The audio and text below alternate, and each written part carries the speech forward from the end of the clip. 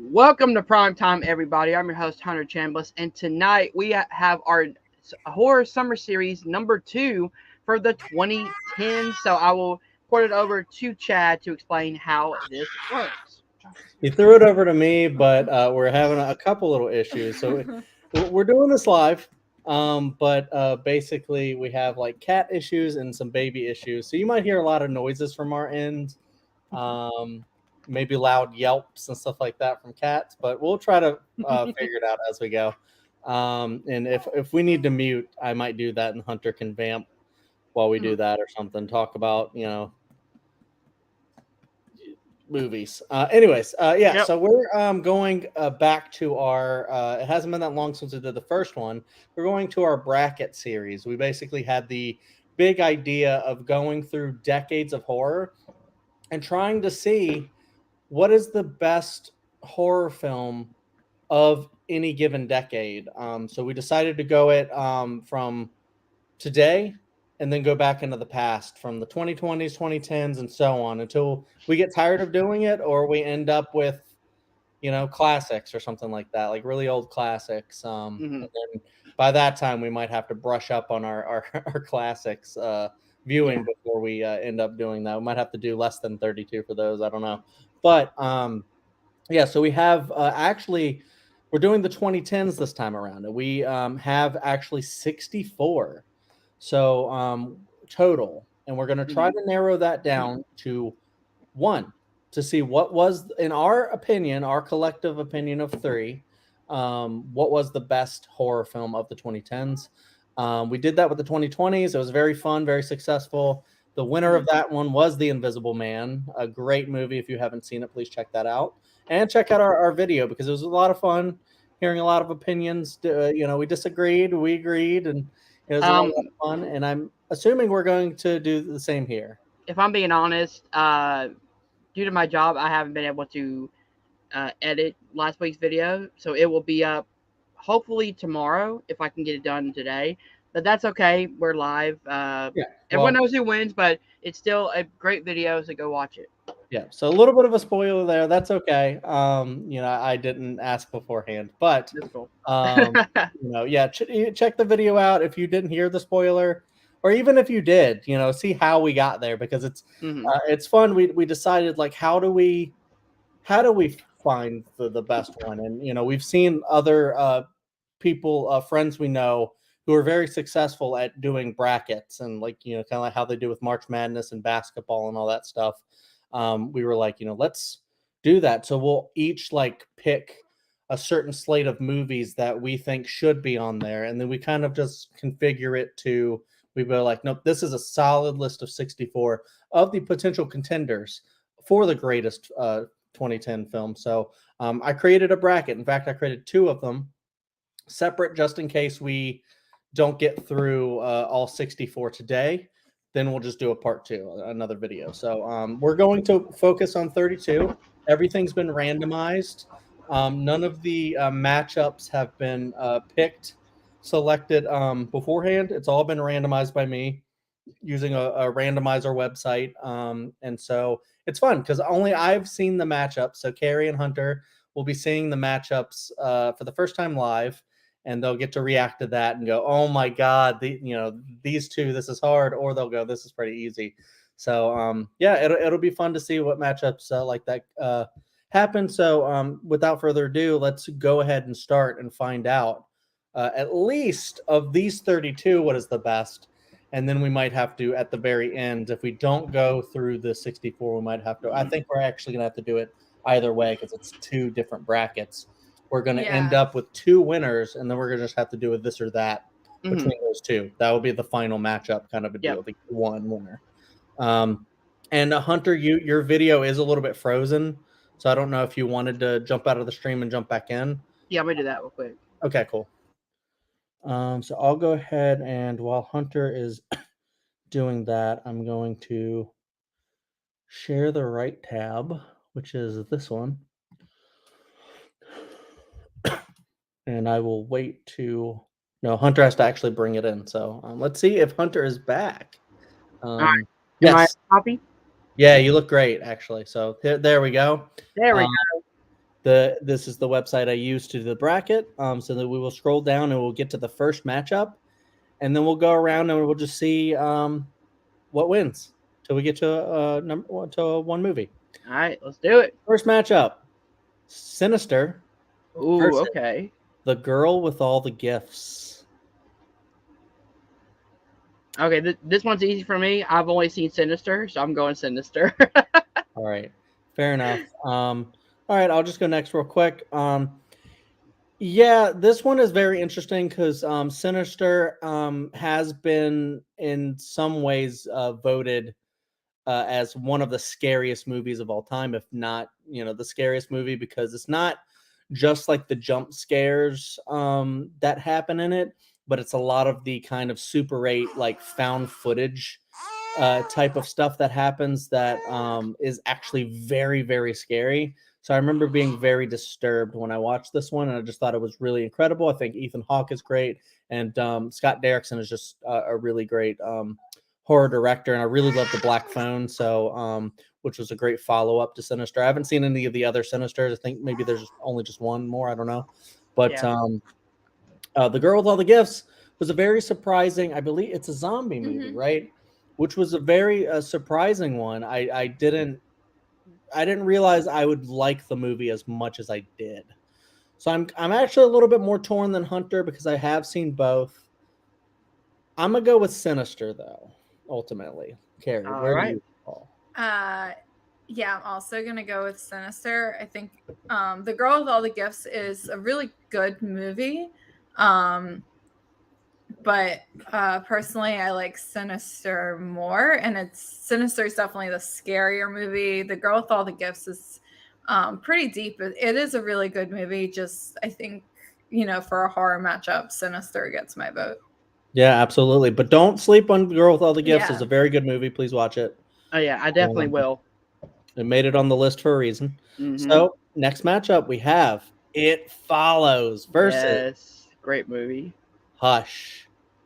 Ooh, okay. Advertisement here blocking Hush, but that's okay. You know it's Hush there.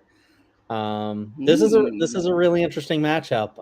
Do you want to go first? Or do you want me to go first? I can go Go first. ahead. I say before I've made my Uh, decision. this I'll say this is a very tough one. These are two This very is good really movies. tough. I think I'm Hmm. gonna go with It Follows. Just a little bit scarier, and I think has a little bit more depth to it. It's more of a metaphorical movie. Hush is fantastic though. It's really fun. It's by probably my favorite or one of my favorite directors, Mike Flanagan. Um, but It Follows, I think, just a little bit. I don't even want to say better, but I guess it is a little bit better. It just like creates such an atmosphere. Hush is kind of like a really fun, like uh what's it called? Home Home invasion Invasion, movie. yeah. Yeah. It Follows just has a little bit, I think, more depth to it. So yeah, sorry. Yeah, no, it's Rambling at this fine. It's point. fine. Yeah. So let's slingshot back around. I'll go next, and we'll end with Hunter on this one. This one is very tough. I've also made my decision, but it's like it's so tough because you have, in my opinion, with It Follows, one of the greatest horror films ever made, and then you have with Hush just a really, really great film from Mike Flanagan, where it's kind of like him going uh back to form almost after kind of dealing with the studio system. He's like going back and like going, I'm going to keep it simple. I'm just going to make a really good horror film like on my own. And Blumhouse really helped him to do that, which is why they're a really great studio. But Hush, just kind of like Carrie was saying, it's kind of like it's a great version of a found not found footage, a great home invasion movie with a really good kind of like twist and quirk for it. But it for me, I don't think it competes on the same level with It Follows. There might be other Mike Flanagan movies that do compete with like It Follows or something like that. We'll have to see if that matchup comes up. But I think It Follows, like Carrie was saying, has that deep storytelling of the metaphor of you can never escape something that's coming up. Something is inevitable, and it's I think it's a metaphor for like death.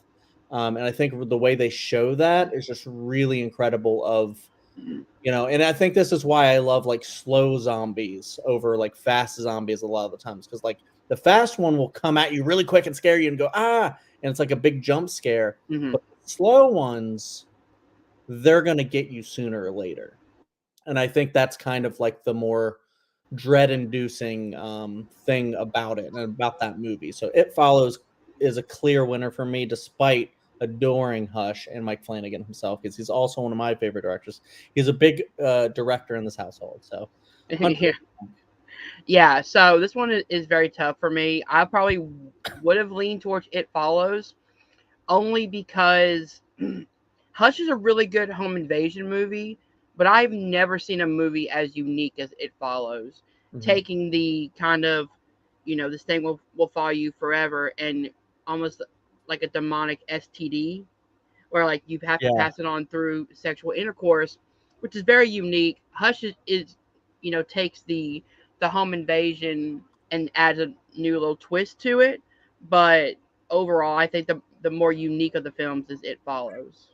absolutely. And yeah, the screen went away on purpose. I'm trying to fix because there's that advertisement, which it wasn't like Uh, super annoying, but it was a little annoying. And I was like, mhm. I hope maybe if nope, it's still there. That's okay. I'll bring it back anyways. And we could just deal with it. It wasn't there the last time, which is really annoying, but it's still a good site. Can you zoom out? Stop sharing it and zoom out, and there might be an X on the other side. Carrie, you're so smart. There might be. Let me do that. All right. Don't look if you don't want to see potential matchups. Oh, look, Carrie is so smart. There's an X right there. This is why I not the only reason I married her, but it's a very good one because she's very smart. She makes my life Aw. easier. And I hope I do the same for her. You do. All right, I'm zooming back Aw. in. Aw. All right, so we got here. All right, so let me actually share it again. Sorry for the technical difficulties of dumb advertisements. That's cool. Don't buy whatever they were selling. Okay, so We are not sponsored. we have passed through Sinister and It Follows. Dude, that's gonna be a Next. hard matchup. 10 Cloverfield Lane, Final Destination 5. Some of them Ooh. are really hard. Some of them are a little more interesting. Like, oh, those two, huh? Okay. I'll start with this one because Sure. I'm pretty sure I'm gonna have the unpopular opinion. I'm gonna go with Final Destination 5. 10 Cloverfield Lane is really good. It's got some really good acting, but as a fan of the Final Destination franchise, I think this is one of the best in the entry because it actually gives you characters that you care about and don't want to see them die, and then forces you to watch them die. Plus, has a really cool twist at the end with tying it back to the original. Spoiler for a movie that came out in 2011, but yeah, the really cool twist at the end where like you realize that like they're on the same plane as Alex Browning from the original movie. Very nice twist with little Easter eggs sprinkled in. So I'm gonna go Final Destination 5.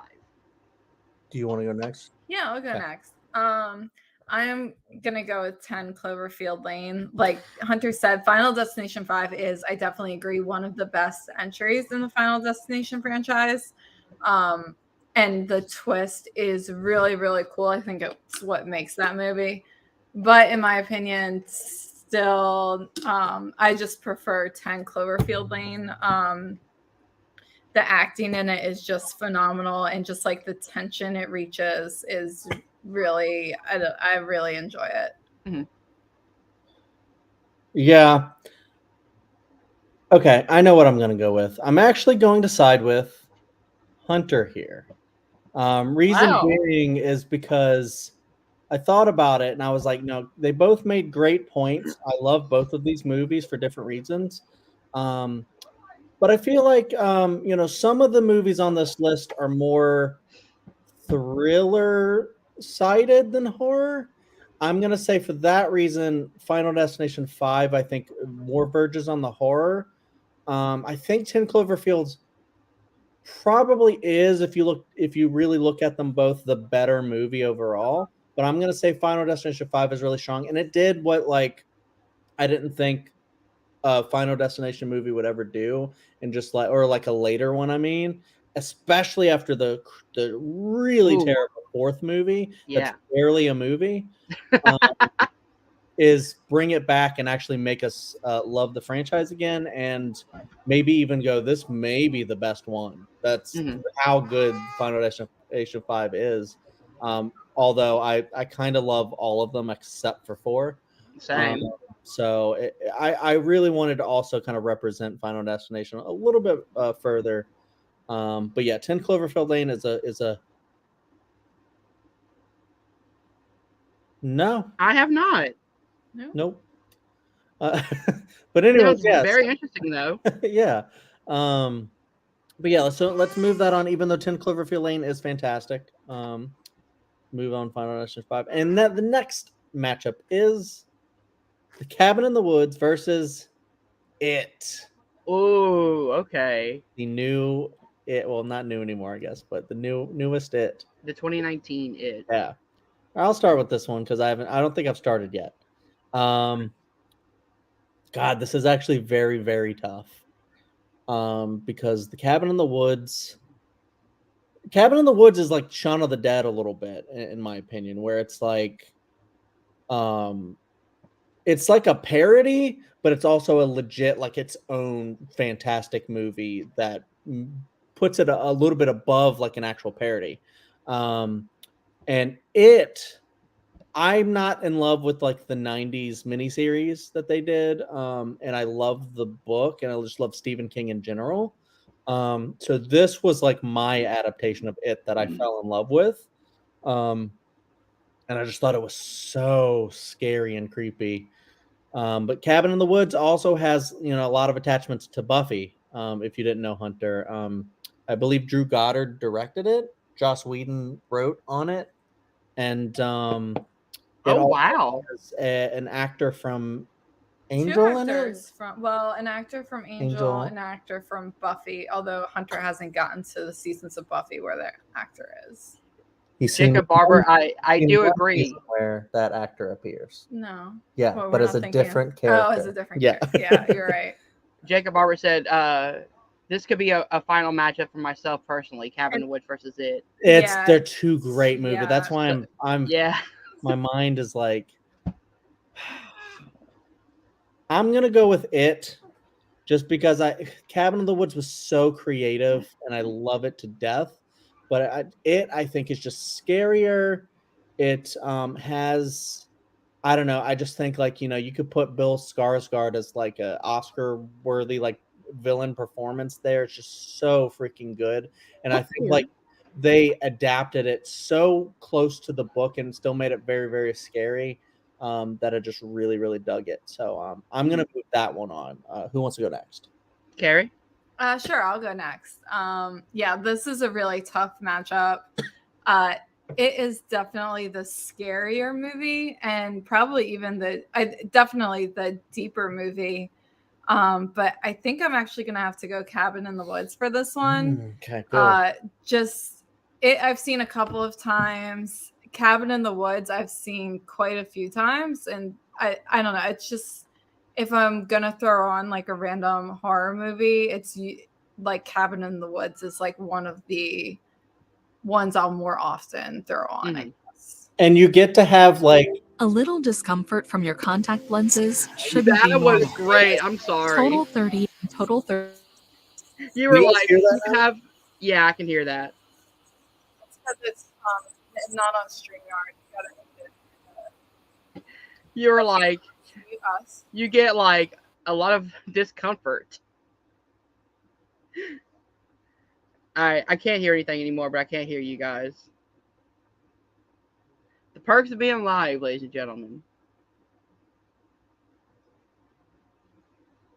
Gotta love that technical difficulty. Okay. Sorry. Can you hear us? If you scroll down, there's an option for presentation mode, and that shouldn't happen. Okay. Well, we believe we've muted the tab itself.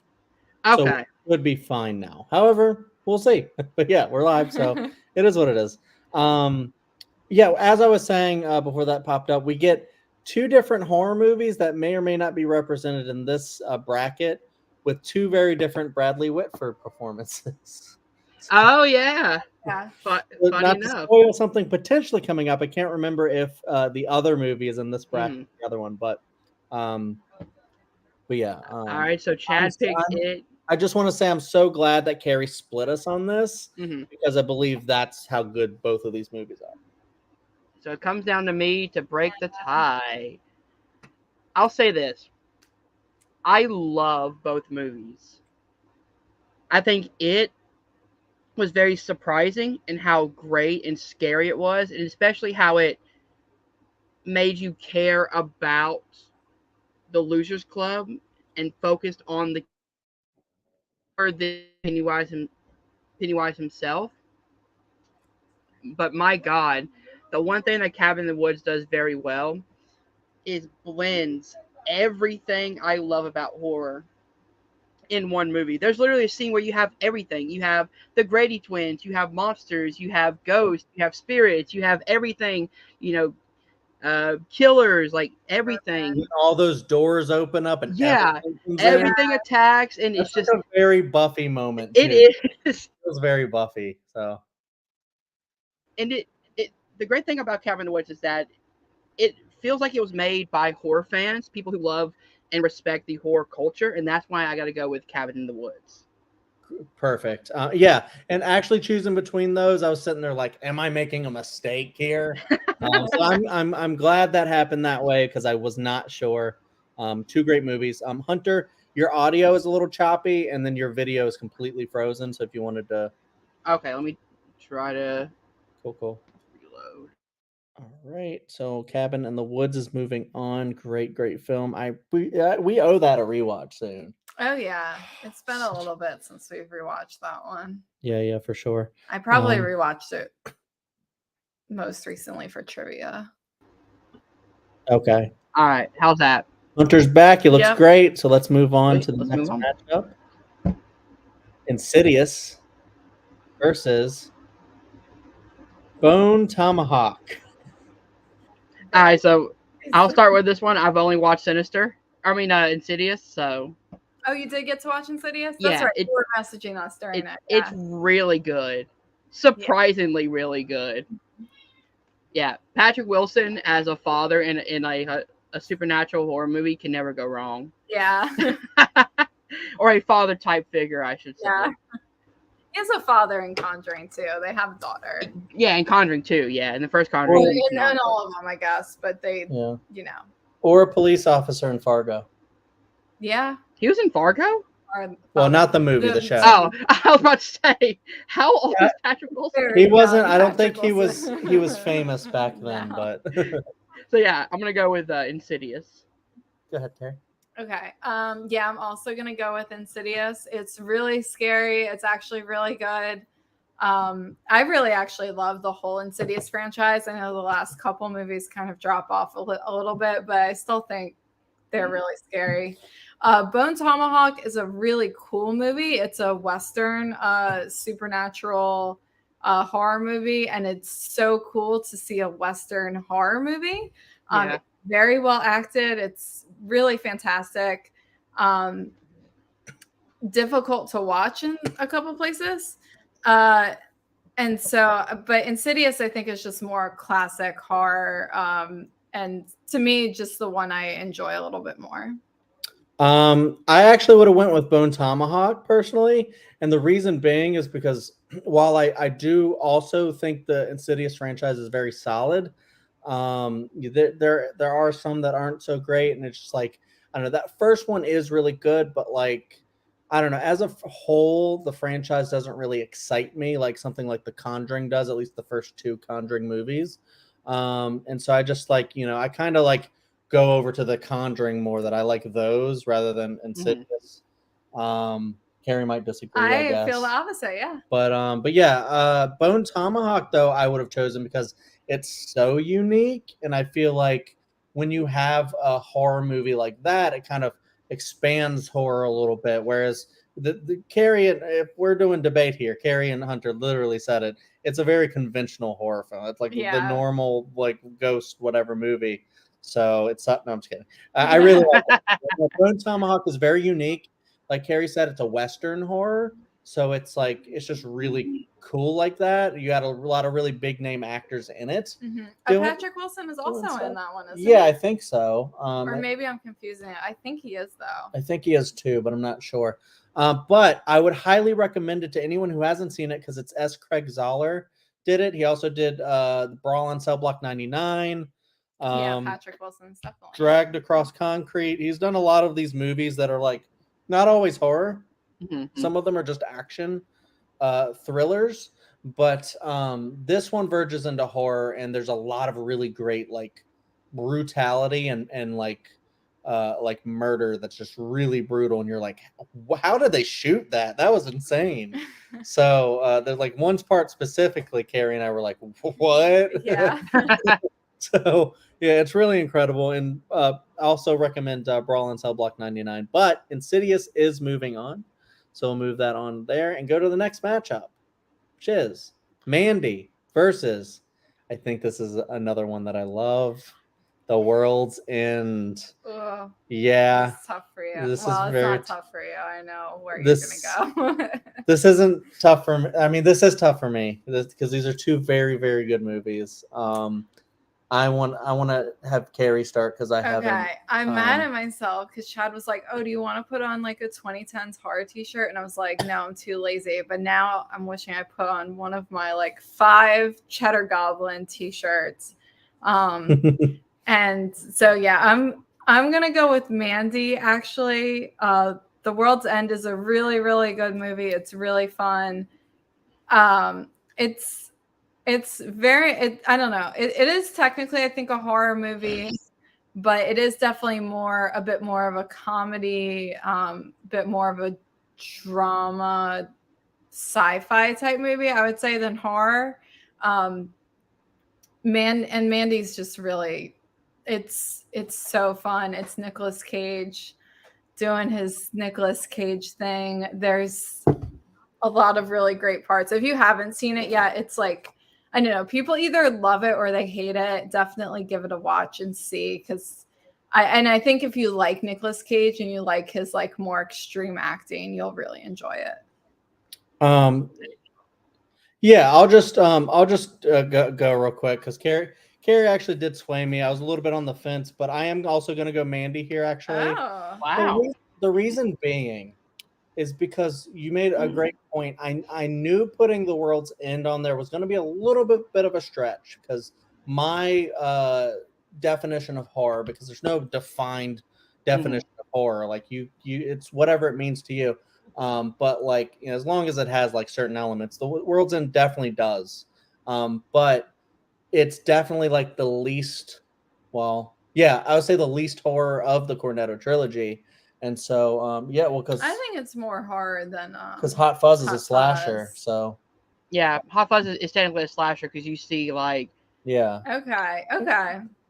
I would actually say more of a both. Giallo film, an American Giallo, because it's like trying to figure out who the killer is from the Whodunit. first person perspective. Yeah. And the World's End that, well, I mean, his Giallo film was Last Night in Soho that we covered in the other bracket. Yeah. But yeah, either way, I think the entire Cornetto trilogy could fit into horror. But Carrie's right in that Mandy is really, really horror. Yeah. It's really, really good. And I don't think Mandy is better than The World's End. But if it's on a horror list, I will agree that Mandy has more potential to make it further than The World's End does up against all these other horror movies. If it was a sci-fi movie or something like that, sci-fi bracket, then maybe The World's End would be a shoe-in to make it pretty far. But Mandy, I will move on, not just because it's horror, but because I also love it. For all the reasons Carrie said, I love Nick Cage. I love the crazier, the better with him a lot of the times. Willy's Wonderland. But I haven't seen that one yet. But he really has shown a lot of like emotional depth in the movie with his insanity and his, you know, kind of like, you know, bloodlust for, you know, revenge. I love the scene of him with the bottle of booze drinking on the toilet in his underwear, and just, I don't know, just a lot of great scenes. The other thing too is I think I can't remember the filmmaker's name, but the way he or she did the a lot of the visuals in the movie is a very like Stephen King kind of like with the way the title sequences is, and then like the Yeah. visuals where you have like two different faces blending and merging into each other and stuff like that. There's a lot of Is that really Stephen King? well, the titles and stuff are. Okay. And she's like reading like a Stephen King like book and I thought maybe she an was H.P. reading like a Lovecraft. fantasy book. Yeah, she is. But like a paper. Never mind. Carrie likes to debate me sometimes on these I things, don't get the connection, but but it's that's fine. just me. If you rewatch Mandy, you'll see that the title sequences looks like Stephen King, and it's very like 80s, kind of like Stranger Things. Okay. And that way. Anyways, off topic a little bit. I guess not. We're debating the movie, but yeah, Mandy does a lot of really great visual stuff, and I really love a lot of the emotion in it and the brutality and stuff like that. It's just such a crazy movie, and yeah, Cheddar Goblin rules. Hunter, what do you think? So the only one I've actually seen is The World's End. I still haven't got to Mandy yet, but again, I love Nick Cage's crazy, out of there like horror movies. So I'm definitely going to check this one out eventually. Absolutely. I'm pretty sure it's on Shutter as well. So yeah, it's like a Shutter exclusive. sweet, I can watch it. Yeah, so I don't think any of us made a bad decision moving on Mandy because I think it's an incredible movie. But I'm a Cornetto stan, so I know Carrie was surprised, but I was like, you know what, it makes sense. Let's move on to the next one. We have Lights Out. Remember that movie? Versus So good. One Cut of the Dead. All right, and I'm not sure if Hunter was able to see One Cut of the Dead. Nope. Lights Out for me. All right, so Hunter moved on Lights Out. Anything you want to say about Lights Out? Lights Out is a very unique movie. I think what's cool about it is using the aspect of light and dark. Literally, the monster can only be seen when, the lights are out. I also like how it kind of focuses on the family aspect, like the mother and the son, moving into the house. I think it has a very great opening sequence in like the warehouse. And I also like that this movie technically started on YouTube as like a YouTube short, movie type thing, and then got picked up as an actual full length movie. Hmm. So Yeah. that's all. Okay. Yeah. So we'll slingshot. I'll go next real quick. Yeah. No, Hunter's right. Lights Out was a really really cool movie, and it's like it's kind of like Smile when we talk about Smile from the 2020s, where it feels like okay, it's such a generic kind of concept. Oh, the lights out and the thing comes out, but actually was really well made and really cool in how they made it. And then, like you said, they had like actual like character relationships. It's not just a random slash or anything like that. Mm-hmm. Very cool movie. I don't remember it super much, though, since I haven't seen it since it came out. But I do remember it being very creative. But I'm gonna pick One Cut of the Dead here, and reason being is because I had heard so much about this movie. I had heard so much about this movie that I was like really interested to see it because so many people were like, "This is a great movie." Carrie and I were watching it, and I like try not to spoil anything, but yeah, I would say the less said about this movie. I understand it, and I'm being very careful. But I will say there's a certain turn that happens, and before it happens, there's a lot of the movie that I was just like, "What am I watching right now? This is weird. I don't like it." And I think all the people that said it was really good are wrong. And then there's something that happens that makes it make sense, and it is amazing. And it's actually very, very funny. So it's like a horror comedy kind of deal. And it's just really, really unique and cool.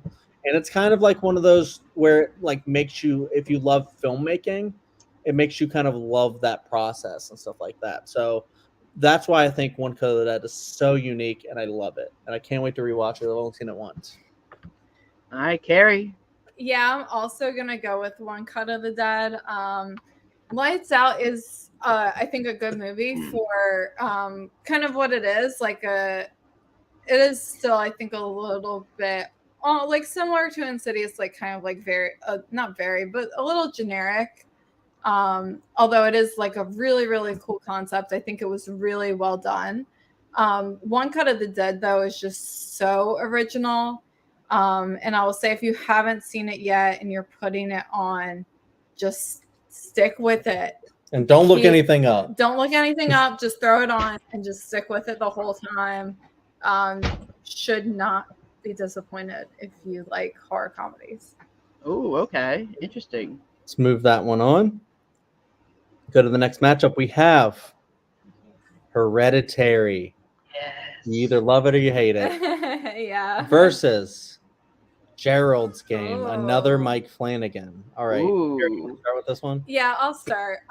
This is a cool matchup. I really, really love Gerald's Game. It did it took what should have been an impossible Stephen King book to adapt and made it into a fantastic movie. I think, I don't know how to pronounce her last name, Carla Gugino. Her acting in this is just phenomenal. It's very much like mostly her in this movie, and she pulls it off incredibly, and it's so creepy. That said, Hereditary it was the first movie since I was like, young, like in early high school or something, where I actually like covered my eyes the first time I watched it. I was terrified. I know some people think it gets like corny at the end or whatever. I don't. And then I think the ending is what actually makes it, because I was sitting there in the middle of the movie and I was like, I am upset to be in this theater right now. I want to leave. Like, I don't want to spoil, I guess, in case there's some random person out there that hasn't seen Hereditary yet. And then from 2018. Yeah. And then Toni Collette's acting in this is just beyond phenomenal. She should have at least gotten an Oscar nomination for it.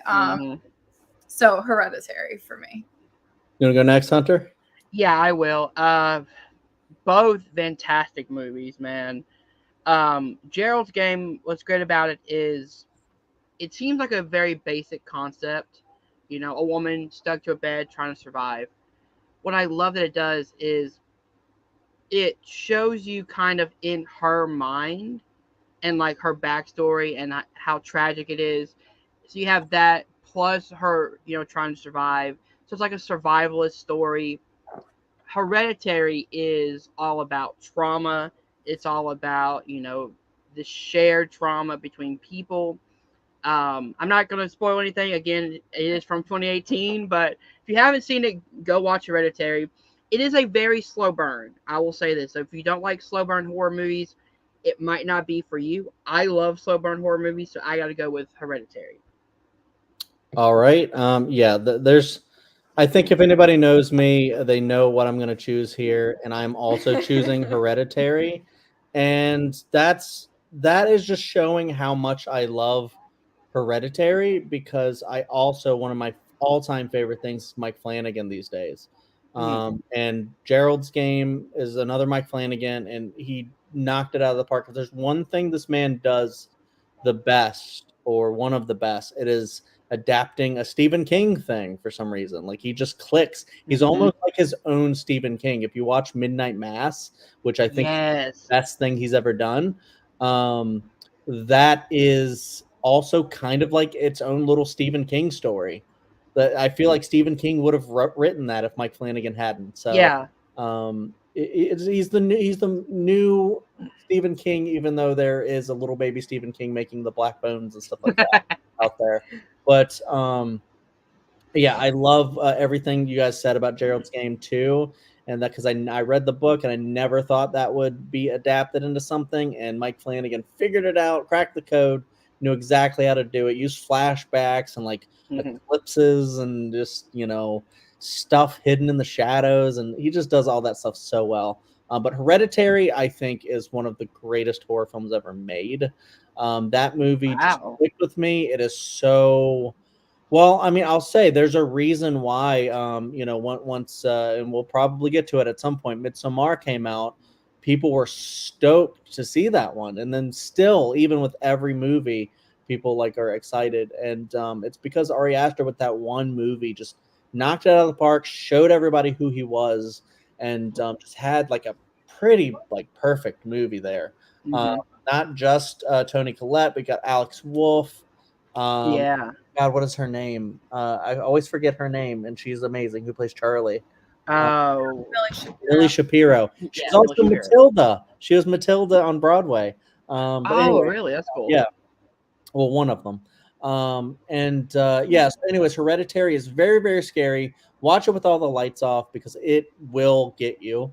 I think Mhm. when a lot of horror people go around and they're like, nothing scares me anymore. Like, well, watch Hereditary with an open mind in the dark, and then see. And if people say it's goofy, like some of the acting gets a little bit silly and surreal, but I think there's like a point to it. But we don't have to sit here and analyze Dude, Hereditary.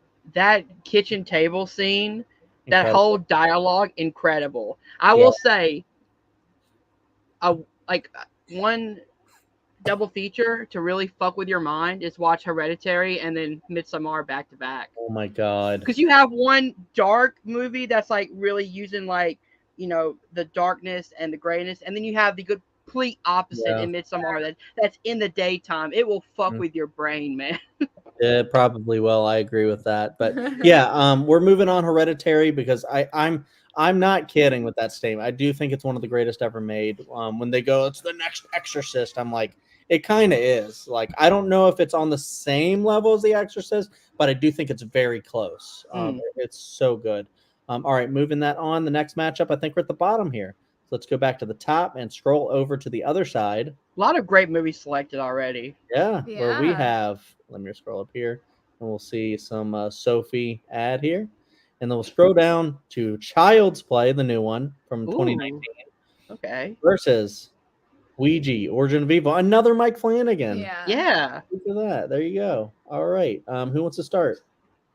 Yeah, I'll start because I haven't watched Ouija Origin of Evil. Okay. I've heard it's great, but the first Ouija movie just like soured me on the franchise.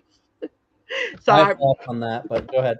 so I haven't really gotten to that one. So I got to go with 2019's Child's Play, which I think is a very underrated reboot because I like how it kind of takes the Chucky doll and like updates it to nowadays using like modern AI technology and things like that. It's a really cool way of like keeping the spirit of the Child's Play movies alive, but updating it with a modern twist. I love the new Andy kid. I think he's really good.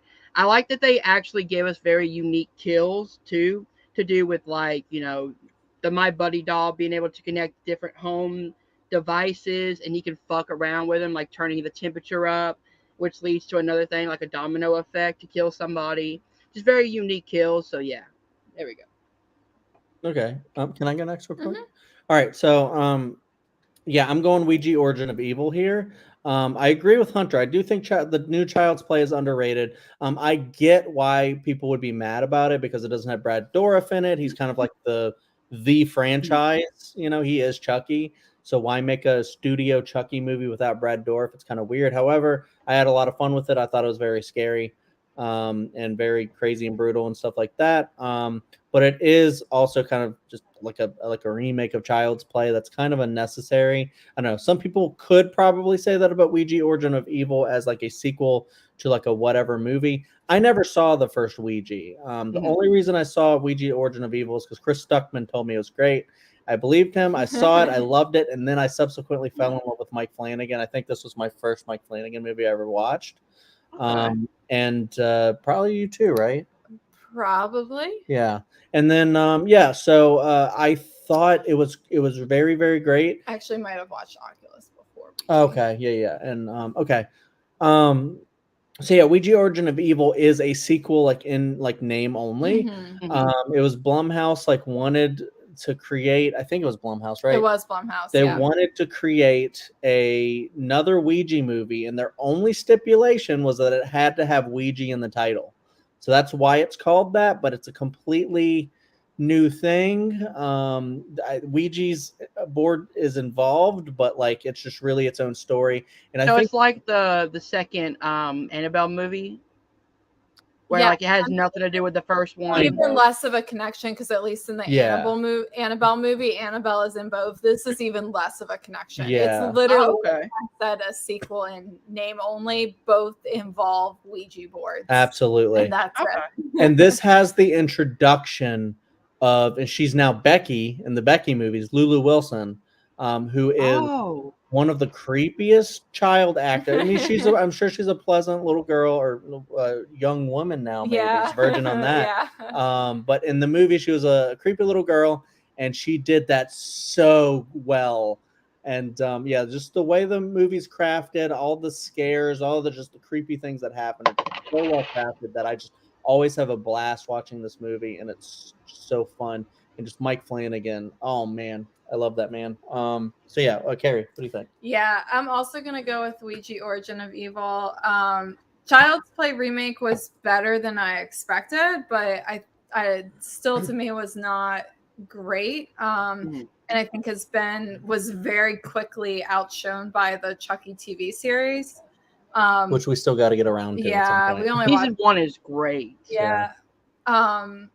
Ouija Origin of Evil is really fun. It's very scary. Like Chet said, the performances are actually really great in it. Definitely recommend it. If you haven't seen it, don't let the fact that it's a Ouija sequel turn you off at all. It's totally its own thing. Okay. Definitely do not need to have seen the first one to have to watch this Not at one. all. Yeah. All right. I'm definitely going to check it out then. Please Hey, do. a Mike Flanagan movie made it to the second round. Look at that. Yeah, finally. And- I'm gonna say like my least favorite of the ones we've mentioned so far, but And we'll probably do a Mike Flanagan ranking on my channel at some point. That would be So I would love to join that. that's That'd be fine, Hunter. fun. Yeah, we would love to have you. So let's move Dude, Ouija I on. think Hush was the first Mike Flanagan movie I ever watched, just randomly on Netflix. One of the earlier Yeah. ones, yeah, so that makes sense. All right, so scrolling down to the next matchup, we have Color Out of Space. A little bit problematic there. I'm sure Carrie will touch on. I can, Yeah. Sure. Versus Train to Busan. Ugh. All right, what a good matchup here. I'll start real quick. Okay. Color Out of Space, director aside, is, I think, a really, really great, well-made movie. It's very scary. A lot of really great body horror that's like, I've never seen that before. That's insane. It's like, it's H.P. Lovecraft adaptation. And it's also a very great Nick Cage movie. So another one. He loves to do horror sometimes, and he does it very well. Because he's also very good in this. And so is Hunter. The kid, you already knew that. The kid Brendan Meyer. and Meyer is also very good in this. God, what is the name of the little boy who's in a lot of horror? Who I won't say what happens to him, but it's very creepy. What other movies were this kid in? He's actually Wanda's son, one of Wanda's sons. And in he- Wanda. Either The Haunting of Hill House or Blind Man. I think he's Hill House. I think he's Hill House, the little boy in Hill's house, where he also has glasses. So Yeah. it's a thing. I think I know who you're talking about. I can see his face. I don't know his name though. Carrie will find out the actor. But yeah, I'm gonna actually Julian Hilliard. Nice. He's very good. Despite Color Out of Space being very unique and very scary, I'm gonna move on Train to Busan because I just think that's one of the greatest like zombie movies ever made. That is just like, I think it's Korean, right? It's like so freaking good.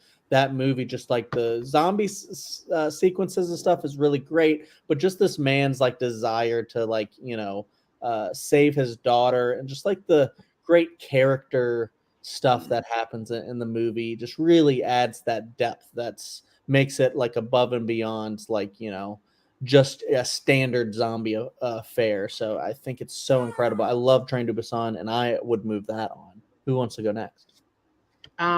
I'll go next because I haven't seen either.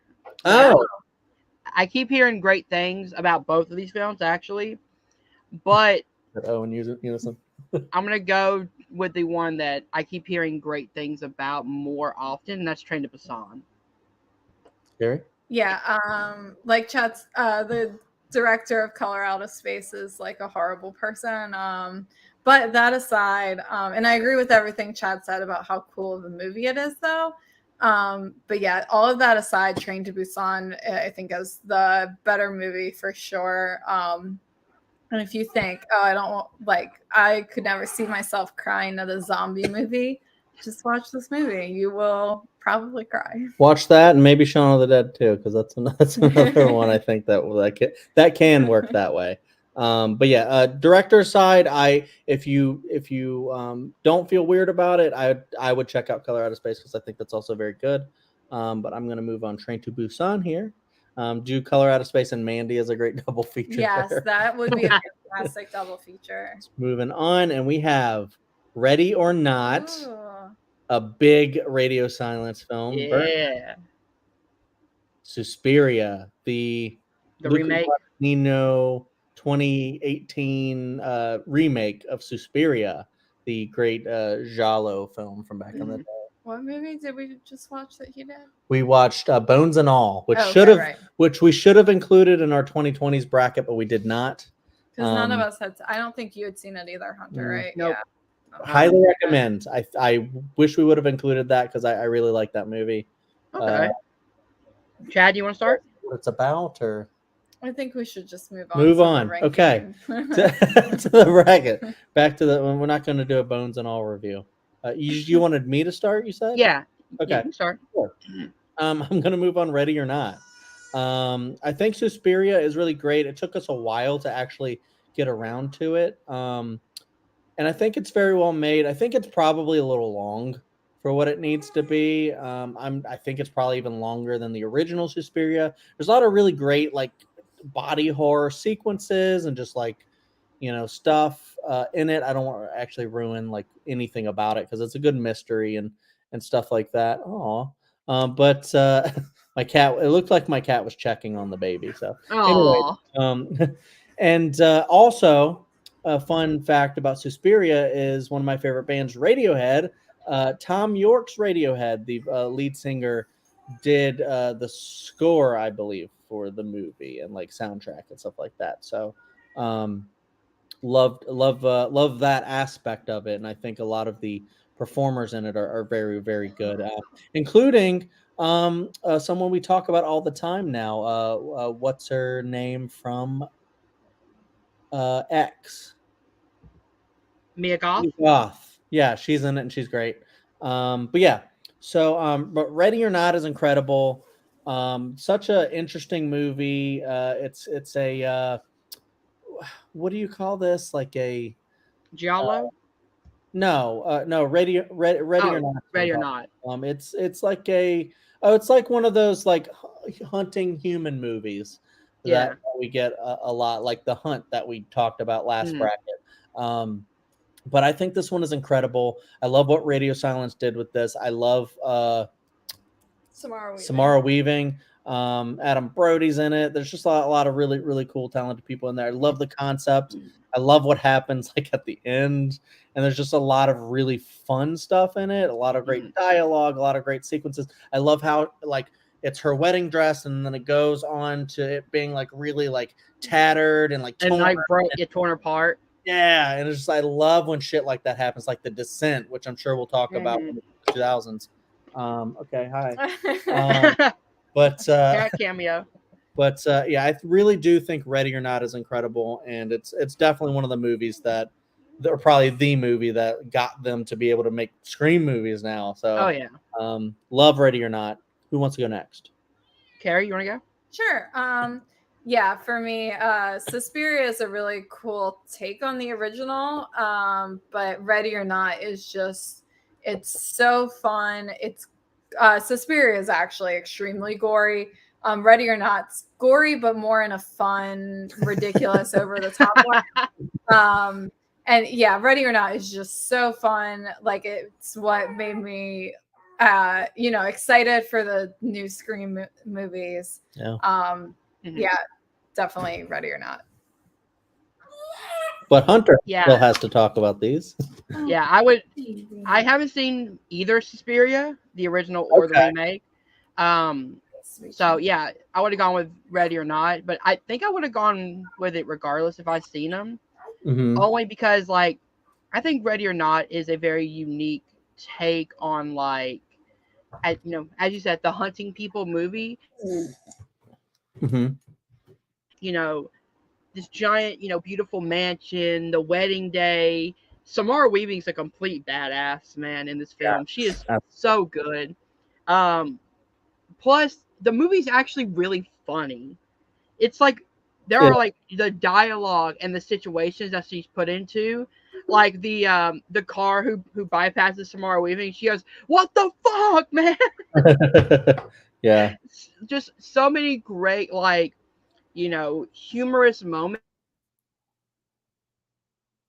but it still has that badassness, the horror element of like kind of the survival movies. So yeah, Ready or Not is fantastic. Great, great. Yeah, so we moved Ready or Not on. So yeah, actually, Carrie has gone to change our baby. She will be back soon. Alrighty, However, also, Hunter, you were also again cutting out with the audio, and your video is frozen. let me do it. Um, okay, so and this is gonna if he leaves and comes back, okay, it's gonna leave me alone again. But I'll go ahead and vamp a little bit. So yeah, so we're doing making great time going through this here. Um, we're on the other side of the bracket. We're going to get to the bottom of it, and then we're going to start doing the inner matchups until we get to the first one, and it's just going to get even harder as we go because the first matchups are a little easy to How's that? great. First matchups are a little easy to go through, but then once we get into the inner ones, these are ones that we've obviously picked to win already. So it's just going to get even tougher to choose movies until we have to tear our hair out trying to find Oh, one. dude, some of these round two matchups are going to be so hard. Yeah, and Like this then one right here, Training Busan and Ready or Not. Like, well, that's not necessarily going to be because those aren't connected yet. oh, okay, okay, It's yeah, I going to messed up. be There we go.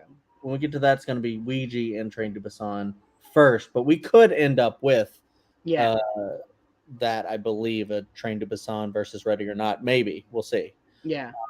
But yeah, I would say for Suspiria a remake, I wouldn't designate it as a must watch. I think the original Suspiria is probably a must watch, especially if you want to dive into Italian giallo horror, Hmm. because Dario Argento is the man, and I think the original is very, very great. And Suspiria is a good remake, but Yeah, I was looking up the cast for the 2018 Suspiria. It's stacked. Like it you have is Mia Goth, Tilda. Chloe Grace Moretz, Tilda Swinton. What's her name? I think from 50 Shades. What's Yeah, Dakota Johnson. Dakota Johnson? She's really good in the movie. I think she's a standout. Um, You all guys could right. have started with the next. No, that's all right. Oh, I guess we could have. All right. So let's move on to the next matchup we have. What We Do in the Shadows versus Annabelle Creation. Speaking of, Right? We did mention this. yeah, All right. So who wants to start? I'll start with this one.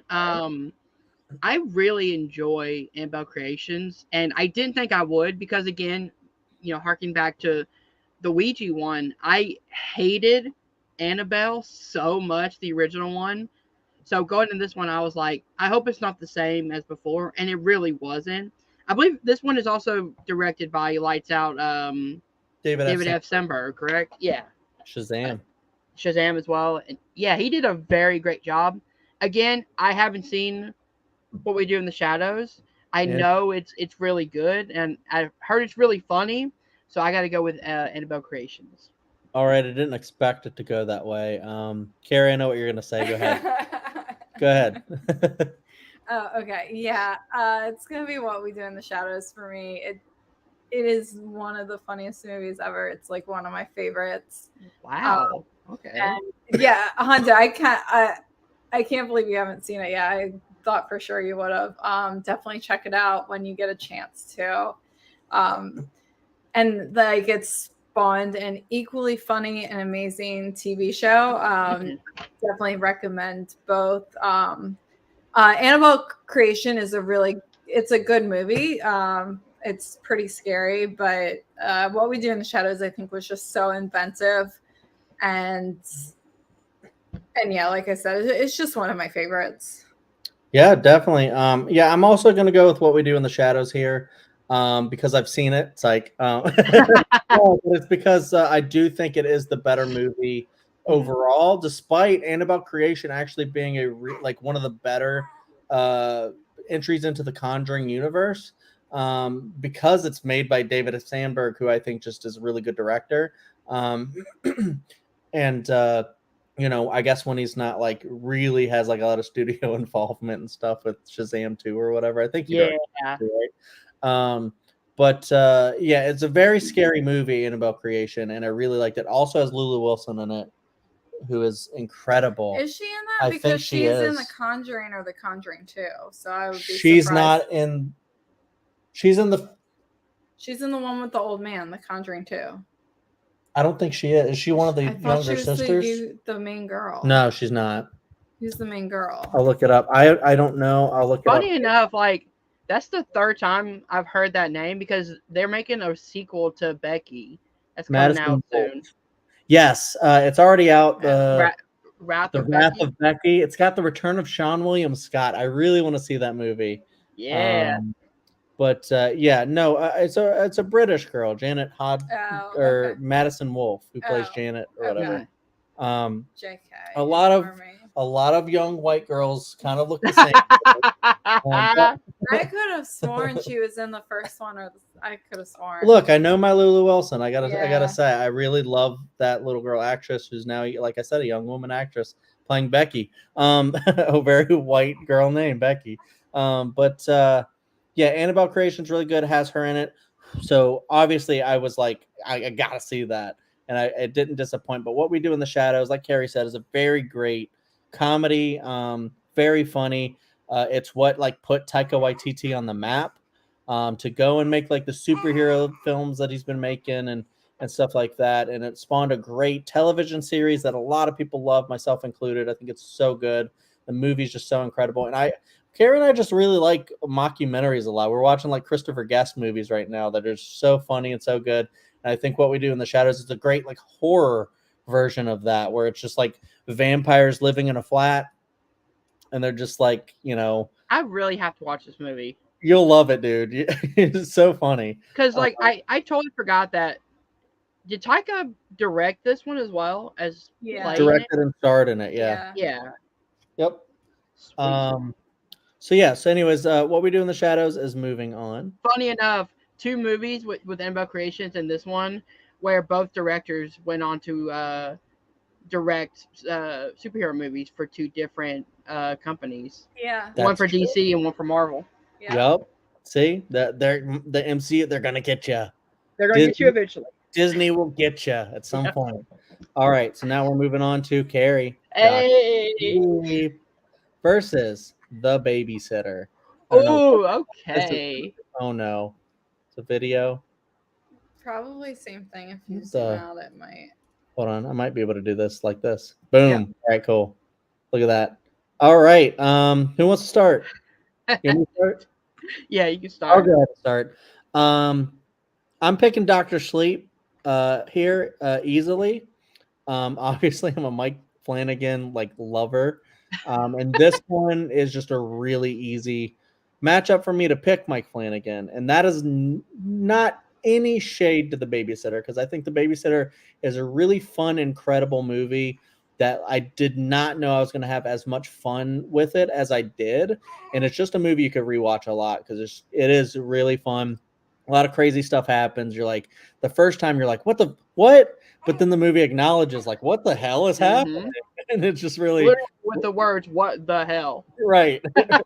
Yeah, so The Babysitter was really cool. It had a lot of really great style. I love the main protagonist, the little kid. But Dr. Sleep, I think, is just one of the greatest ever. And it managed to do, like, I could do an entire like video on this, and I'm sure people have already, but it's just like a a perfect like blend of the Shining book, the Doctor Sleep sequel book, and the Shining the movie. Hmm. And it's like Mike Flanagan had like this like ambitious idea of blending all this stuff together, blending the worlds of Stephen King and Stanley Kubrick together, the two forces that are at odds. He brought back together in this one incredible movie. If you haven't seen the director's cut, it's a little bit longer. It's like I think a half an hour longer, It's like what, right at 3 hours or right right at over 3 hours, 3 hours? but it is incredible. It adds so much, and it's not a long 3 hours because you're gonna Mhm. like it so much. And it also adds chapter titles and stuff to make it I'm feel about to like watch the a book. director's cut. I haven't seen the director's cut yet. Yeah, you'll love it, I think. But Rose the Hat played brilliantly by what's her face, Rebecca Hall, Rebecca Ferguson. Ferguson. Ferguson, not Hall. She is so good in this. So is Ewan McGregor and Kylie Curran. Is that her name? Yeah. Yes. Kylie Curran, which she hasn't really been in anything, I don't think, since. And she was so good. And I just Mhm. love this entire cast. I love what he did with the story. Actually recasting actors from The Shining, one being Henry Thomas, which is really fun. Yeah. The bartender, Hmm. actually Jack Torrance, really. But yeah, it's such a phenomenal movie. Very scary, very good story about like abuse and substance abuse and all that stuff. So adore it, and it's also kind of a vampire movie, I'll say. Mhm. So yeah, there you go. Yeah, in Uh, a way, yeah. love it so much. Moving on to who wants to go next? Carrie. Sure. Yeah, this is Doctor Sleep for me. The babysitter is fun.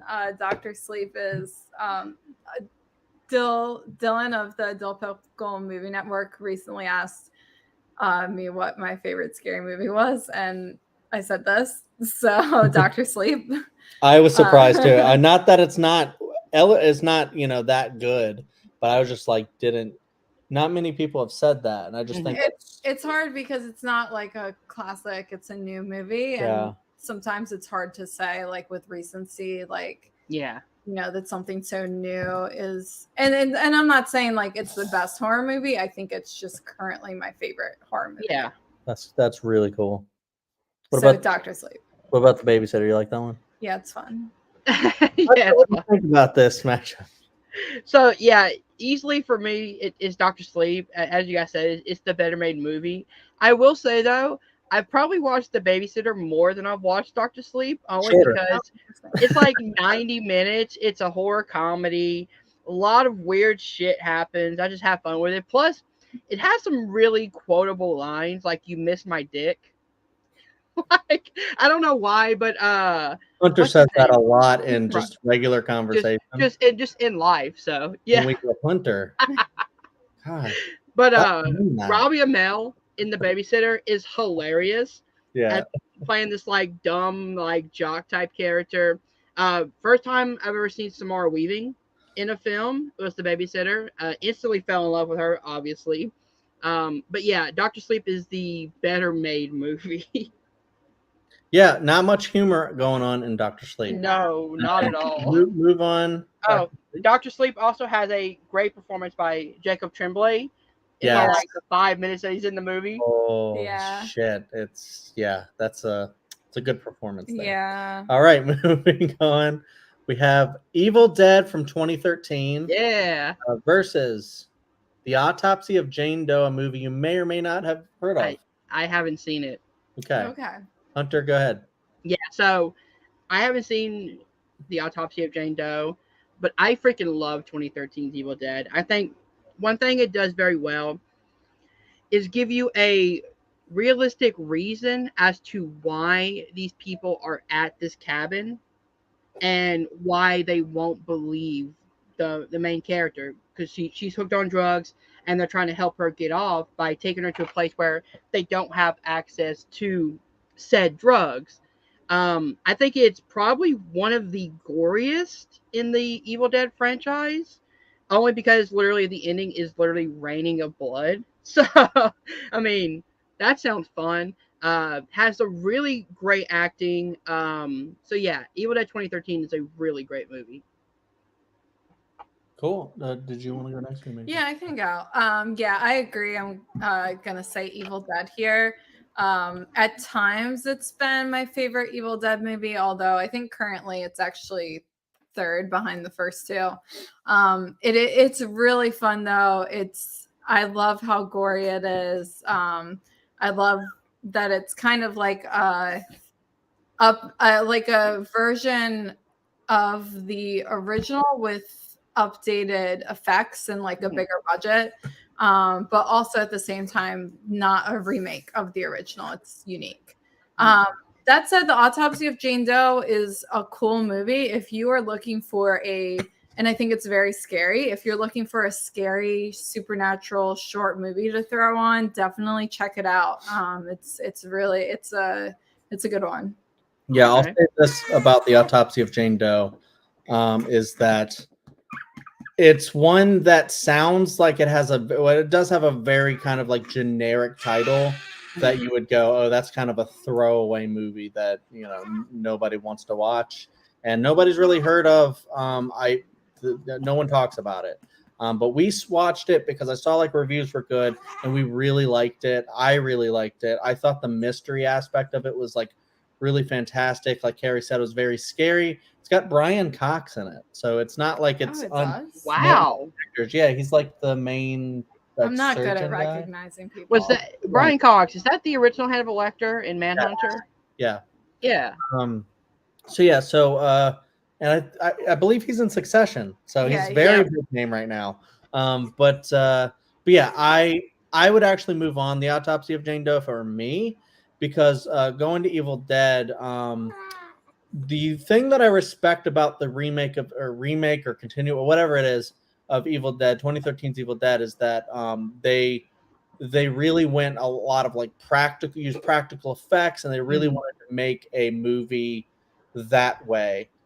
However, I think a lot of the things that have been praised that Hunter and Carrie like about it, which is great that they like it, but for me, I think it makes it go down on each watch that I have, is that it is more of a updated, polished kind of movie with like they're trying to go for shock with some of the things that the characters say and act and stuff like that, adding the story where if you look at especially the first two, there's stories but it's not it's like more, it's mostly like action and just crazy shit happening, and that's Evil Dead to me. So when they try to add the story, I'm like, okay, get this part over with so I can get back to the crazy Deadite shit. But I think that's where I fall in. I don't hate the movie. There's one thing with the dog that I absolutely despise in the movie, and I skip that part every time, just like John Wick. But I do like the movie a lot. However, I do like The Autopsy of Jane Doe a little bit more because I've seen Evil Dead 2013 more. So I think I have more of a fond memory of the one time I watched Autopsy of Jane Doe. Okay. Fair enough. But that being said, we are moving on Evil Dead 2013, and I know it is so loved by a lot of people, and I really did like Evil Dead Rise as well. Yeah, I actually like the fact that the Evil Dead franchise isn't like a continuation of the stories being told. Like each of them have like a different, unique story. So it's like an anthology series almost, where like each movie is like a different type of story.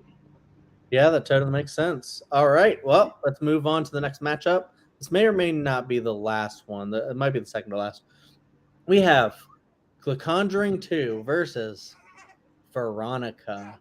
That may or may not be another movie that people haven't heard of. I haven't seen Veronica, so So I'll go first real quick with this. Or Carrie, do you want to go first?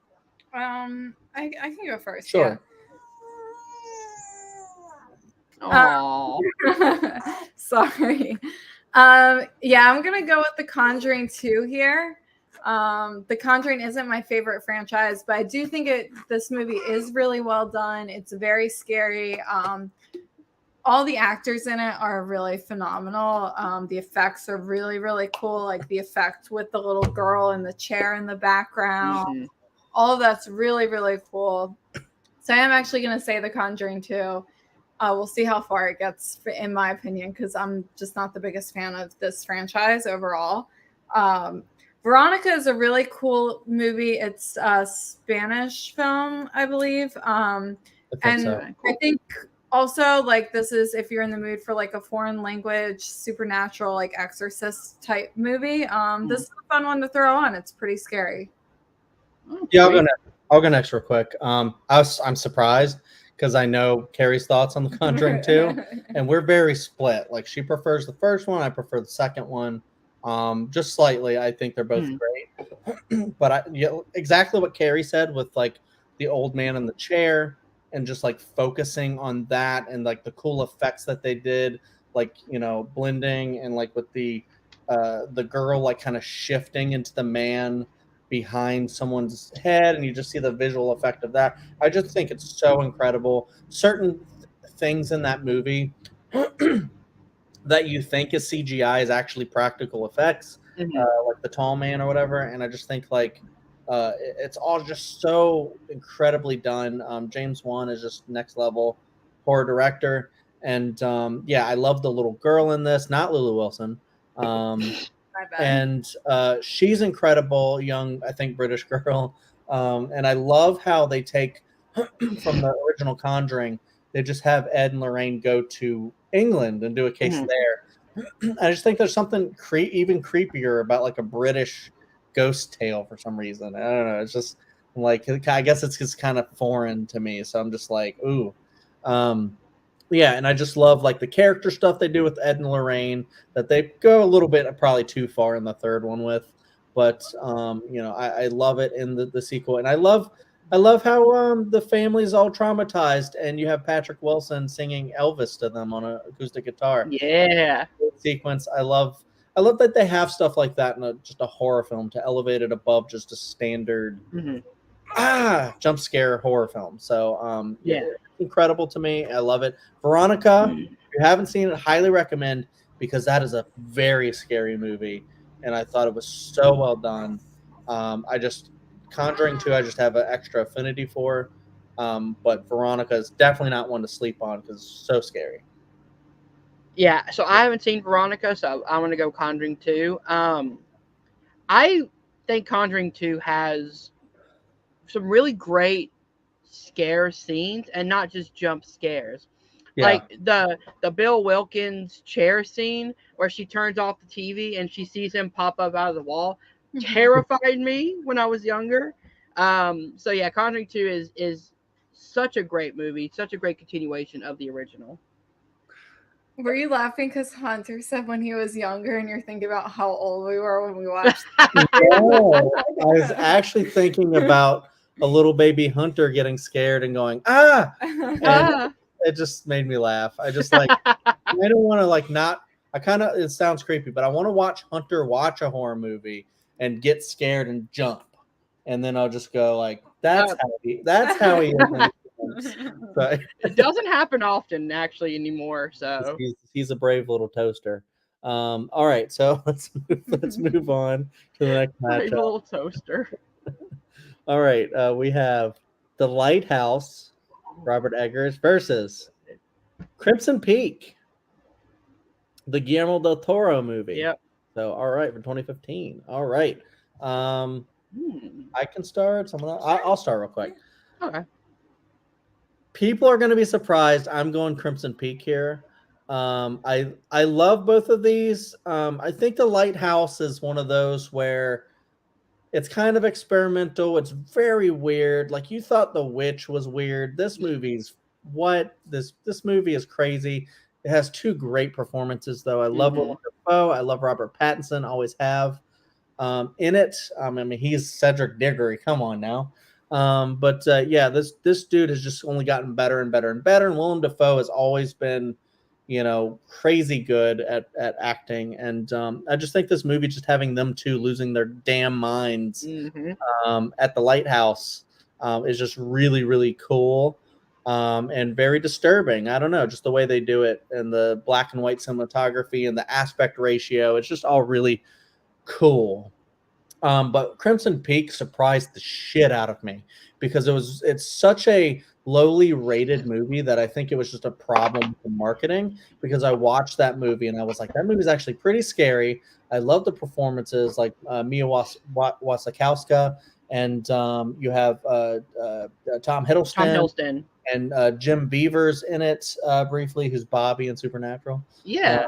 And there's just a lot of really great stuff in it. I just think the Guillermo del Toro creature design always works for me.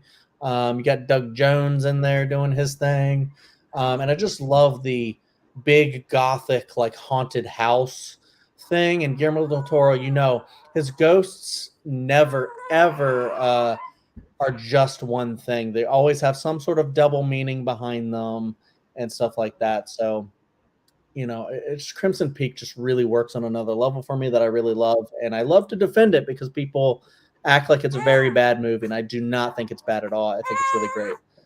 Who wants to go next? Elliot, do you want to go next? Apparently, he does. Gary, you want to go? Yeah, I'm actually gonna agree with Chad and go with Crimson Peak here. Oh wow, okay. I respect The Lighthouse, but Don't like it. I gotta say, I don't particularly enjoy watching it. Crimson Peak is not the best movie, but I think if I would watch it probably most days over The Lighthouse, just because it's definitely a more conventional movie. It's just easier to follow. Has a story. Some of the effects are cool. The Lighthouse is just kind of, it's a little grating. So like I said, I respect it. It's probably the better movie, but I enjoy Crimson Peak more. Was it Willem Dafoe farting the whole time that turned you off? Hunter, maybe. So I've only seen about half of Crimson Peak.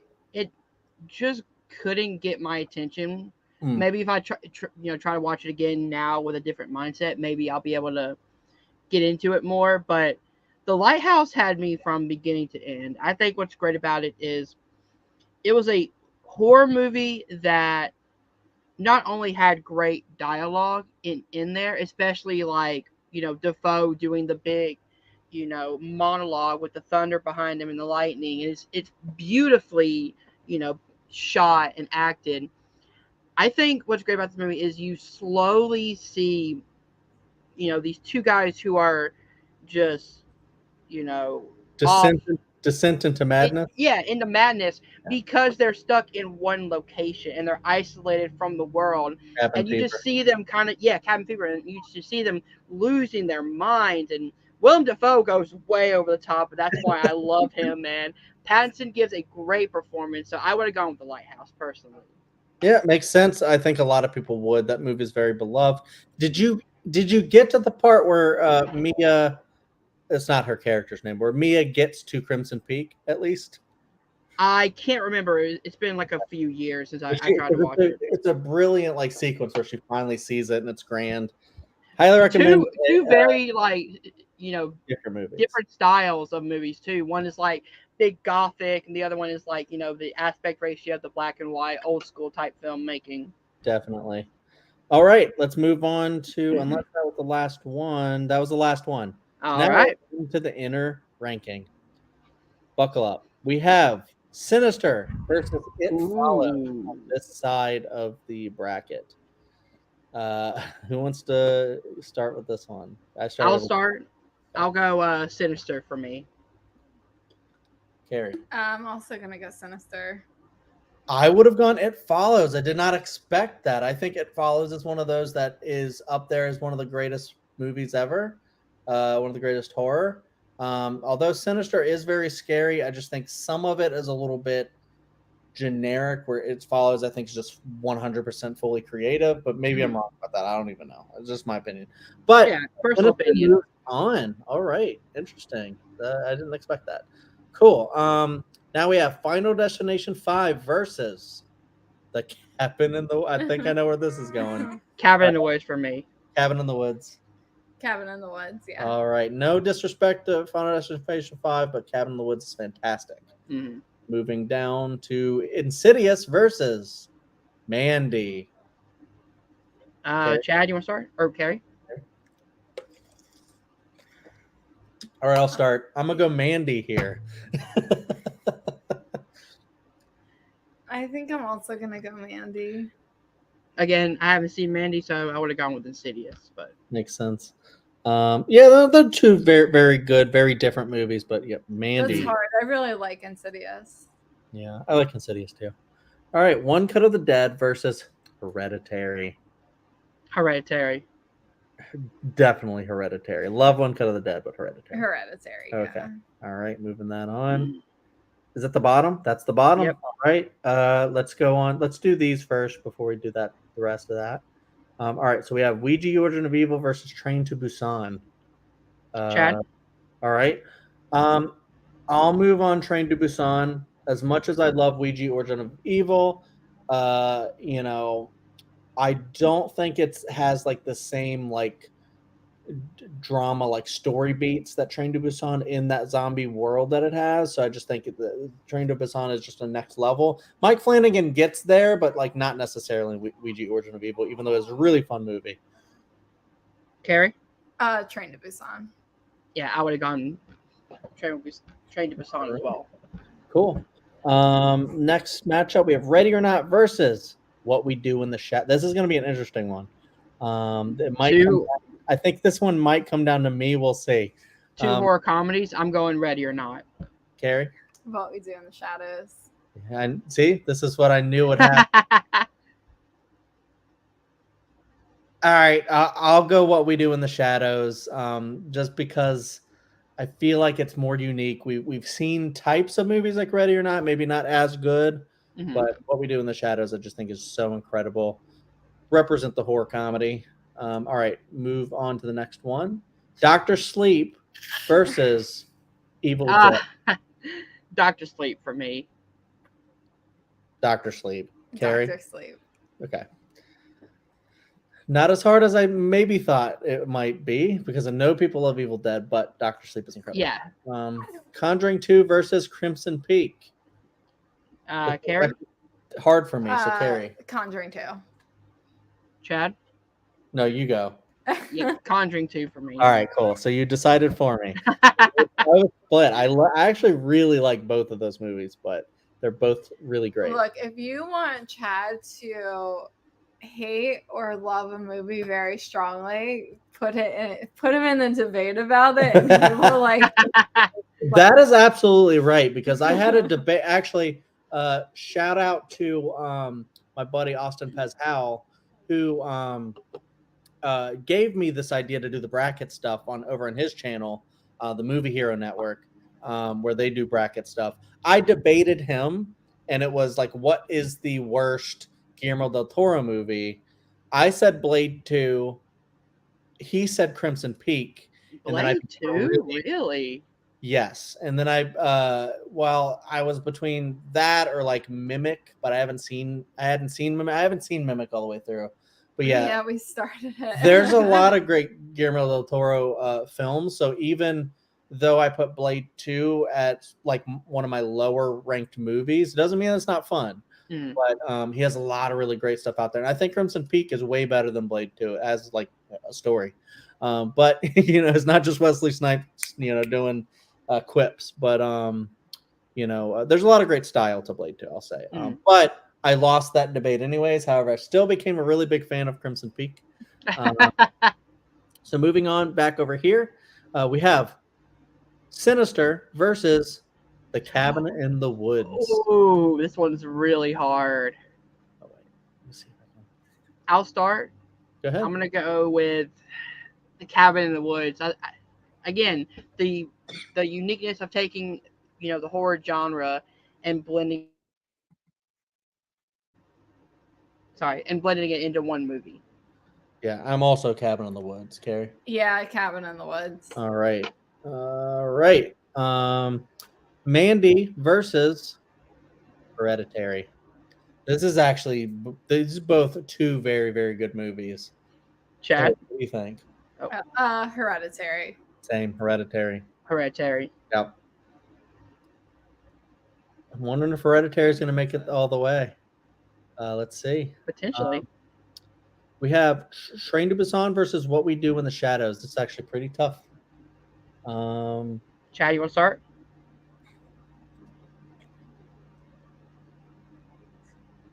I'll do What We Do in the Shadows. Do I?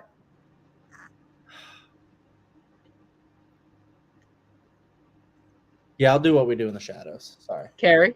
So hard. Yeah, I'm also gonna go with What We Do in the Shadows. I'll say Train to Busan is maybe the better movie, but personally, I enjoy What We Do in the Shadows more.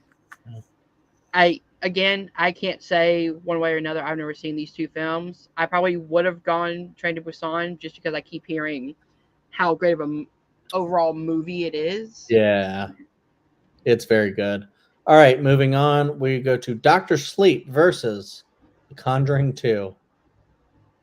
Carrie? Doctor Sleep. Doctor Sleep. Yeah, okay. All right. We could all just said it unison. That was it. All right, so we're down to the big four. Oh boy, we have Cabin in the Woods, Hereditary, What We Do in the Shadows, and Doctor Sleep. That are the top four that will be moving on. And our first matchup is the Cabin in the Woods versus Hereditary. I don't know where they'll go, so let me go first real quick. Hereditary for me. Can I go next? Yes. Again, I think Cabin in the Woods is my personal pick to go all the way. So I'm going Cabin in the Woods. Carrie. This is so difficult. It is. These I think are like these are four of my favorite movies ever. Like it is very hard to choose between them.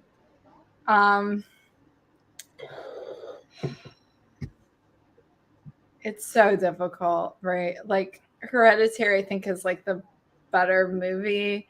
Cabin in the Woods is more fun though. I'd like rather put it on. Obviously, Hereditary is not more fun than Yeah. Cabin in the Woods. Yeah. I would watch Cabin in the Woods more than Hereditary.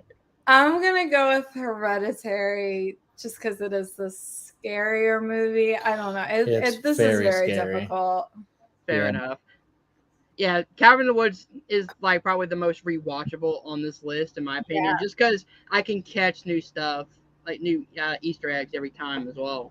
Yeah, this is very interesting because I'm just right now thinking about Carrie and Hunter's brains, and I'm like, what's gonna win here? There's 3 movies left: Hereditary, What We Do in the Shadows, and Doctor Sleep. All right, so I have What We Do in the Shadows versus Doctor Sleep. Hunter. Doctor Sleep. Doctor Sleep. I also say Doctor Sleep. Ooh. Now, this is a fantastic matchup between these two movies. They are both so good. They are. Ooh, this is difficult. Carrie, do you want to start? I'll start. It's Doctor Sleep for me. Hereditary. Hunter, you're the tiebreaker. I'm going by which one I would rewatch the most. Okay. Doctor Sleep. All right. And I can't be mad at that. I do think Hereditary is probably the best horror movie in the entire list, but Doctor Sleep is a close The only second. problem with Hereditary is that it gets me so depressed while watching it. I could see that. I don't know. Doctor Sleep has a lot of like depressing stuff in it too. But it's more. It has There's more a light at going the end on. of the tunnel. Yeah, there's a light at the end of that tunnel. All right, so we this isn't our end all be all of the 2010s because we have another 32 to go through. But of our first 30 set of 32, we have Doctor Sleep is our favorite of that slate. Which I thought maybe Hereditary might make it, but it came very close. But Doctor Sleep's an incredible movie. If you haven't seen it, check it out. Watch the director's cut because I think that is the best version of it. It's 3 hours long, but it's one of those 3 hours long that I think it's well worth it because it tells a lot of great story in it. And yes, especially if you love The Shining, movie or book or both or whatever, you'll both love especially so. Yeah. All right. That concludes this half. Are we going to move on? I don't think we have time. No, we don't have time. We don't have time for part tonight. So we're gonna go ahead and end this stream, and I'll, Yeah. I'll move it back over to Hunter to sign us out, basically. Yeah, so next week we will be going live with part 2 of the 2010s horror summer series because we're over an hour and a half with 32 movies, which is fine. I love talking about these horror movies, especially because we get so passionate about it. Chad and Carrie, where people find you online? Well, I'm also gonna say, like, because there's so many greats in any given decade. I love that we can expand it, and it just gives us like more videos that we can do as well. Yeah, And also, I just really don't want to leave something that's so good out. yeah. And now Hunter has a lot more to watch. But yeah, you can Oh, and I also want to get back to Buffy soon. Don't forget. Yes. But Yeah. you can find me at go check out Chadwick Webb as my channel over on YouTube. We rank stuff, a lot of videos on there. I said a lot about the rankings that we've already done. So yeah.